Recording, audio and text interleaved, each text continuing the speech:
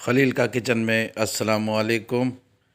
आज हम बनाने वाले हैं आलू के खस्ता और क्रिस्पी पकोड़े। तो इसमें जो जो सामान आएगा उसमें एक कटोरी बेसन की फुल लेवल्ड भरी हुई,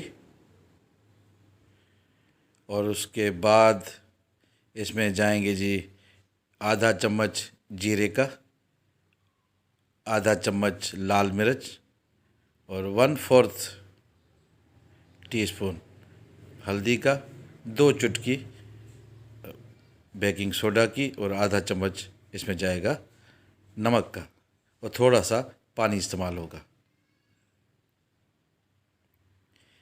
इन सारे मसालों को हमने बेसन में मिक्स कर लिया है, और अब इसका एक गाढ़ा सा घोल बनाएंगे।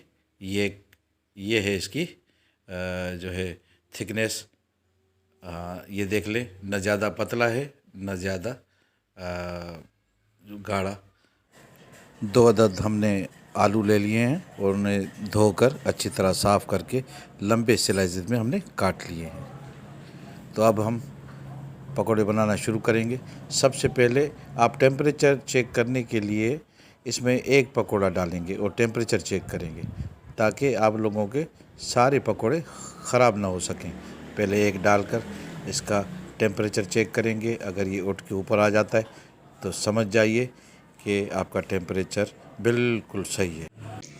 लो जी, हमारे खस्ता आलू के पकौड़े तैयार हैं। आप भी बनाइए, ट्राई कीजिए मेरी रेसिपी को, और अगर अच्छे बने तो कमेंट्स में बताइएगा।